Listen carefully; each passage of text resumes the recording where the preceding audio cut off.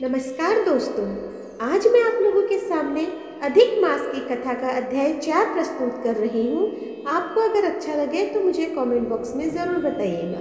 तो चलिए शुरू करते हैं अधिक मास कथा का अध्याय 4। श्री नारायण बोले, हे नारद, भगवान पुरुषोत्तम के आगे जो शुभ वचन अधिमास में कहे वह लोगों के कल्याण की इच्छा से हम कहते हैं, सुनो। अधिमास बोला, हे नाथ, हे कृपानिधे, हे हरे, मेरे से जो बलवान है उन्होंने यह मलमास है ऐसा कहकर मुझ दीन को अपनी श्रेणी से निकाल दिया है। ऐसे यहाँ आए हुए मेरी आप रक्षा क्यों नहीं करते? अपने स्वामी देवता वाले मासादिकों द्वारा शुभ कर्म में वर्जित मुझ स्वामी रहित को देखते ही आपकी दयालुता कहाँ चली गई और आज यह कठोरता कैसे आ गई? हे भगवान, कंस रूप अग्नि से जलती हुई वसुदेव की स्त्री यानी कि देवकी की रक्षा जैसे आपने की, वैसे ही हे दीन वत्सल, कहिए मुझ शरण आए कि आज कैसे रक्षा नहीं करते? पहले द्रुपद राजा की कन्या द्रौपदी की दुशासन के दुख से जैसे आपने रक्षा की, वैसे हे दीन दयाल, कहिए मुझ शरण आए कि आज कैसे रक्षा नहीं करते? यमुना में कालिया नाग के विष से गौ चराने वालों तथा पशुओं की आपने जैसे रक्षा की, वैसे ही हे दीन वत्सल, कहिए मुझ शरण आए कि आज कैसे रक्षा नहीं करते? पशु और पशुओं को पालने वालों एवं पशुपालकों की स्त्रियों की जैसे पहले ब्रज में सरपत के वन में लगी हुई अग्नि से आपने रक्षा की, वैसे हे दीन वत्सल, कहिए मुझ शरण आए कि आज कैसे रक्षा नहीं करते? मगध देश के राजा जरासंध के बंधन से राजाओं की जैसे रक्षा की, वैसे हे दीन वत्सल, कहिए मुझ शरण आए कि आप कैसे रक्षा नहीं करते? आपने ग्राह के मुख से गजराज की छट आकर जैसे रक्षा की, वैसे हे दीन वत्सल, कहिए मुझ शरण आए कि आज कैसे रक्षा नहीं करते? श्री नारायण बोले, इस प्रकार भगवान को कह स्वामी रहित मलमास आंसू बहता मुख लिए जगतपति के सामने चुपचाप खड़ा रहा। उसको रोते देखते ही भगवान शीघ्र ही दयार्द्र हो गए और पास में खड़े 3 मुख मलमास से बोले। श्री हरि बोले, हे वत्स, क्यों इस समय अत्यंत दुख में डूबे हुए हो? ऐसा कौन सा भारी दुख तुम्हारे मन में है? दुख में डूबते हुए तुझको हम बचाएंगे, तुम शोक मत करो।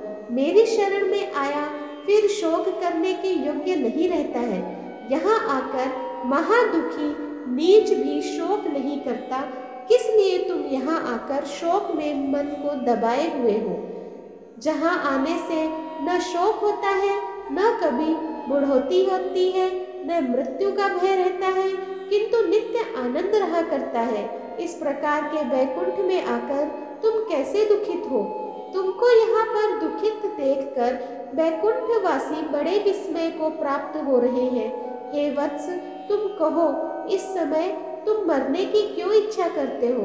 श्री नारायण बोले, इस प्रकार भगवान के वाक्य सुनकर बोझा लिए हुए आदमी जैसे बोझा रखकर श्वास पर श्वास लेता है, इसी प्रकार श्वासोच्छ्वास लेकर अधिमास मधुसूदन से बोला। अधिमास बोला, हे भगवान, आप सर्वव्यापी हैं, आपसे अज्ञात कुछ नहीं है। आकाश की तरह आप विश्व में व्याप्त होकर बैठे हैं। चर अचर में व्याप्त विष्णु आप सबके साक्षी हैं, विश्व भर को देखते हैं। विषय की सन्निधि ने भी विकार शून्य आप में शास्त्र मर्यादा के अनुसार सब भूत स्थित है। हे जगन्नाथ, आपके बिना कुछ भी नहीं है। क्या आप मुझ अभागे के कष्ट को नहीं जानते हैं? तथापि हे नाथ, मैं अपनी व्यथा को कहता हूँ। जिस प्रकार मैं दुख जाल से घिरा हुआ हूँ, वैसे दुखित को मैंने न कहीं देखा है और न सुना है। क्षण, निमेष, मुहूर्त, पक्ष, मास, दिन और रात सब अपने अपने स्वामियों के अधिकारों में सर्वदा बिना भय के प्रसन्न रहते हैं। मेरा न कुछ नाम है, न मेरा कोई अधिपति है और न मुझको आश्रय है। अतः क्षणाधिक समस्त स्वामी वाले देवों ने शुभ कार्य से मेरा निरादर किया है। यह मलमास सर्वदा त्याज्य है, अंधा है, गर्त में गिरने वाला है, ऐसा सब कहते हैं। इसी के कारण से मैं मरने की इच्छा करता हूँ, अब जीने की इच्छा नहीं है। निंद जीवन से तो मरना ही उत्तम है। जो सदा जला करता है वह किस तरह सो सकता है। हे महाराज, इससे अधिक मुझको और कुछ कहना नहीं है। वेदों में आपकी इस तरह प्रसिद्धि है कि पुरुषोत्तम आप परोपकार प्रिय हैं और दूसरों के दुख को सहन नहीं करते हैं। अब आप अपना धर्म समझकर जैसी इच्छा हो वैसा करें। आप प्रभु और महान हैं। आपके सामने मुझ जैसे पामर को घड़ी घड़ी कुछ कहते रहना उचित नहीं है। मैं मरूंगा, मैं मरूंगा, मैं अब न जीऊंगा, ऐसा पुनः पुनः कहकर वह अधिमास हे ब्रह्मा के पुत्र चुप हो गया और एकाएक श्री विष्णु के निकट गिर गया। तब इस प्रकार गिरते हुए मलमास को देखकर भगवान की सभा के लोग बड़े विस्मय को प्राप्त हुए।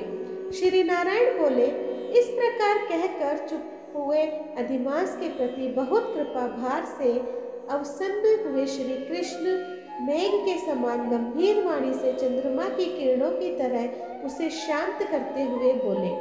सूत जी बोले, हे विप्रो, वेद रूप रिद्धि के आश्रित नारायण का पापों के समूह रूप समुद्र को शोषण करने वाला बड़वानल अग्नि से समान वचन सुनकर प्रसन्न हुए नारद मुनि पुनः आदि पुरुष के वचनों को सुनने की इच्छा से बोले।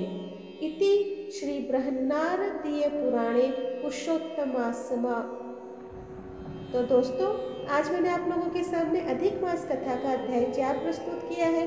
आप लोगों को कैसा लगा मुझे कमेंट बॉक्स में ज़रूर बताइएगा। जो लोग इस चैनल पे नए हैं प्लीज़ सब्सक्राइब कर दीजिए, लाइक कीजिए और शेयर कीजिए अपने दोस्तों और परिवार में, और इसी तरह मेरा सहयोग करते रहें। धन्यवाद।